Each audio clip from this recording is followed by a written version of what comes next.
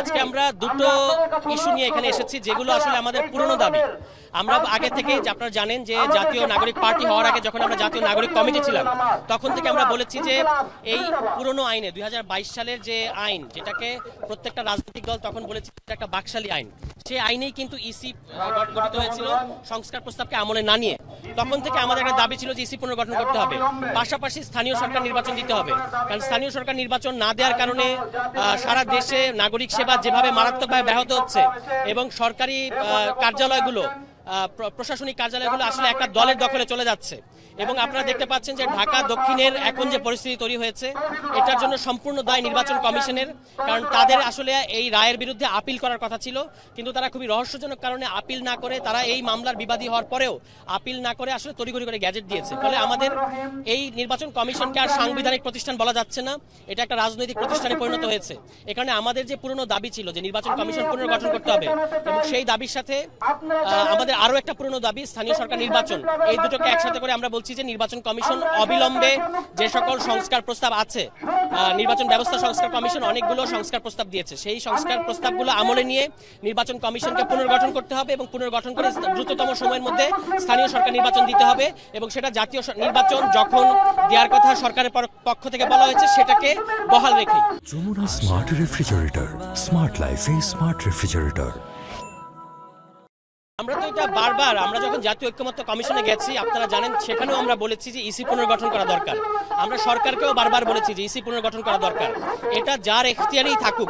মধ্যে কথাটা হচ্ছে যে একটা সাংবিধানিক প্রতিষ্ঠান, আগামী নির্বাচন, প্রধান উপদেষ্টা বলেছেন যে তিনি বাংলাদেশের ইতিহাসে সবচেয়ে ভালো নির্বাচন দিতে চান, কিন্তু আমাদের কাছে সমস্ত আলামত দেখে মনে হচ্ছে সবচেয়ে ভালো নির্বাচন দূরে থাক, বাংলাদেশে যে সকল সুষ্ঠু নির্বাচন হয়েছে এবং যে স্ট্যান্ডার্ডের নির্বাচন হয়েছে সেই স্ট্যান্ডার্ডে একটা নির্বাচন এই কমিশনের পক্ষে দেওয়া সম্ভব না।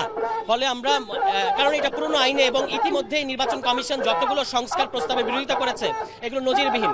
আমাদের কাছে মনে হচ্ছে তারা আওয়ামী লীগকে পুনর্বাসন করার একটা চিন্তা ভাবনা করছে। কারণ যখন বলা হয়েছে যে ফেরারি আসামিদেরকে নির্বাচনে অযোগ্য ঘোষণা করা হয়েছে, যখন বলা হয়েছে যে মনোনয়ন সরাসরি এসে দিতে হবে, যখন বলা হয়েছে যে আপনার যদি মানবতা বিরোধী অপরাধে আপনি অভিযুক্ত হন তাহলে আপনি নির্বাচন করতে পারবেন না, এই সমস্ত গুরুত্বপূর্ণ সংস্কারে তারা আসলে বিরোধিতা করেছেন।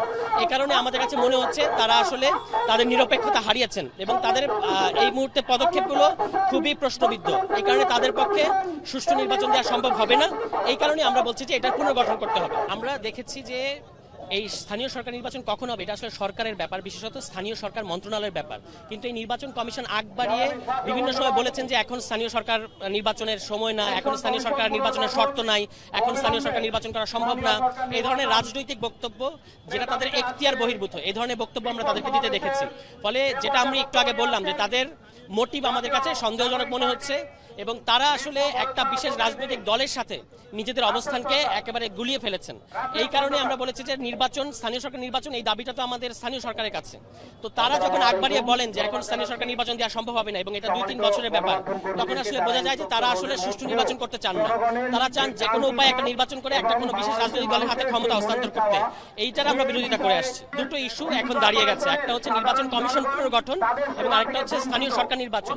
সরকার যদি স্থানীয় সরকার নির্বাচনের সিদ্ধান্ত নেয় তবু এই নির্বাচন কমিশনের পক্ষে স্থানীয় সরকার নির্বাচন সুষ্ঠুভাবে দেওয়া সম্ভব হবে এরকম আমাদের কাছে মনে হচ্ছে না।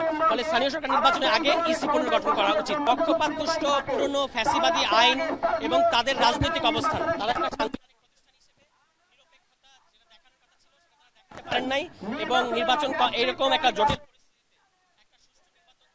যে ধরনের নিরপেক্ষতা এবং দক্ষতার প্রয়োজন হয় সেটা এই কমিশনের নাই বলে আমাদের কাছে স্পষ্টভাবে প্রতীয়মান হচ্ছে। সরকারের পক্ষ থেকে নির্বাচন কমিশন, নির্বাচন ব্যবস্থা সংস্কারের যে সমস্ত এজেন্ডা আছে তার মধ্যে কতগুলোকে ধরা হয়েছে আশু সমাধানযোগ্য, যেটা আপনি এই মুহূর্তেই করতে পারবেন, সেগুলোরই বিরোধিতা করছে নির্বাচন কমিশন। এটা খুবই রহস্যজনক। তো আপনি আগে ইসি পুনর্গঠন করেন, তারপর আপনি তো কোনো অ্যাসেসমেন্ট করেন নাই যে এখন আসলে স্থানীয় সরকার নির্বাচন দেওয়া যাবে না। জরিপগুলো কিন্তু উল্টো কথা বলছে। স্থানীয় সরকার নির্বাচন হচ্ছে গণতন্ত্রের প্রাণ ভোমরা।